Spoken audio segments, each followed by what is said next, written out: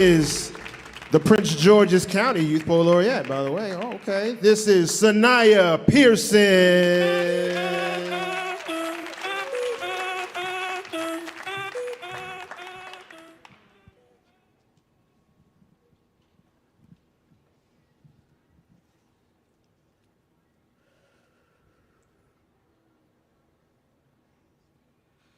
Comfortable.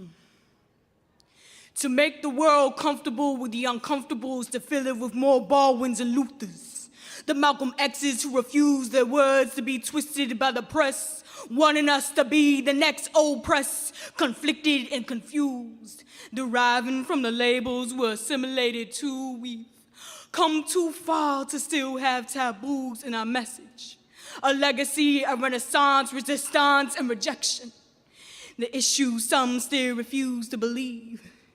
The double standard, rooted self-hatred and insecurity, how grief mingled with brown skin produced tough love and toughened up, how ironic it is when the radicals are too radical but fine when the controllers aim at us, taking out whoever don't liberate how they dictate, using by any means necessary as a reason they don't see these chains. It's a Mandela effect.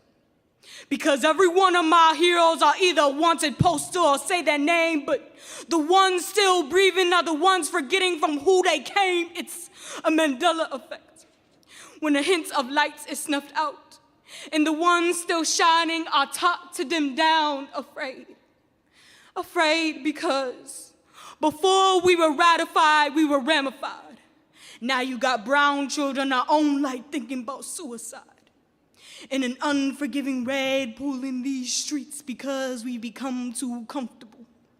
But in roses being cut from concrete because we become too comfortable. And some ain't ever seen flower beds because we become too comfortable. Another's roots rip without remorse because we become too comfortable. Confusing the silence for peace.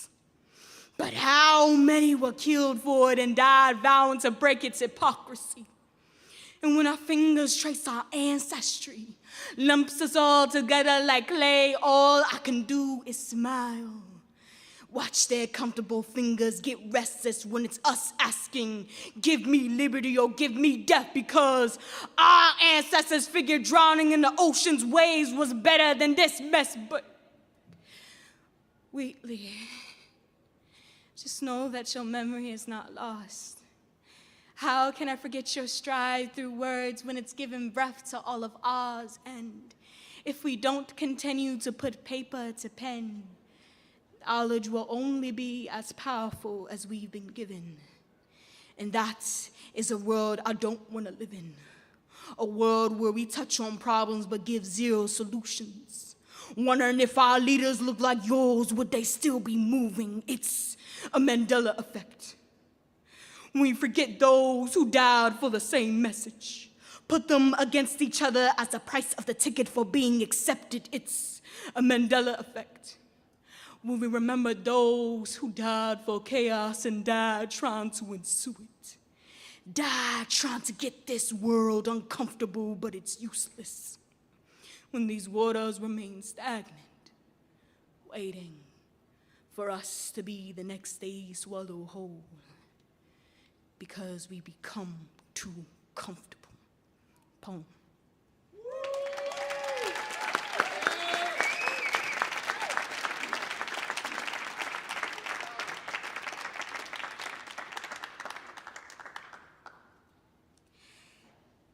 This function is fighting trauma with trauma while the media watches. Reporting live as we grumble about why we're stuck on the same level. See, we weren't taught to fly. Never did you see the butterfly once wish it was a caterpillar. Never did you see it wishing to trade life in the sky to the life below. So we sew our hatred into our clothes, our bodies, our dialect, the glass facades that crack every time another chooses to ignore the true meaning of freedom. Of what it's like without shackles, strings. Instead, we pull them tighter every time someone challenges our thinking. See, we weren't taught to fly, or that we could. They fed our bellies with these lies, not realizing we are the light of the world, not moths easily drawn, the puppeteer grinning as he plays with our hearts, skin becoming weapon, weapon becoming chains. Who knew colors could do us this way? Might as well be purple. At least that would give us the tranquility to see that we hate each other because we hate ourselves, insecurity, the fact that we are the outsiders looking in. So we push each other farther away to obscurity, screaming as we drift on who was dealt the worst hand, but we were all given struggle. Just because mine is different doesn't mean I never had to stand, never had to wonder my worth. In a world that convinces us we couldn't fly, see, we weren't taught to fly, but to grovel. Because the elephant shackled still remembers the rope, though it's bound to it no more. So rather than clip our wings entirely, we're brainwashed to believe we have none. Hear this from us in books. Figure no one would have the courage to look to, flip through its pages of how back then we trade our bodies for wings. Desperate now, we turn to inhaling clouds of wide-eyed dream, hoping we'd rise high enough to be with the butterflies. The beauty that blinds people to screech cars into red lights, that cultivates the obsessed to steal joy in plain sight, those that strategically attack, distract like a predator's death by all, the ones who would rather exploit you for profit and watch you risk it all for their spite, the same potential churning inside you and I, overcome by that bit of time. But what they don't know is like dust will rise, and their broken record for better will be swallowed beneath our grounded feet. For we are the earth, this dirt that scuffs their shoes. Watch the media fade, getting smaller as we saw the puppeteer's grin wipe clean.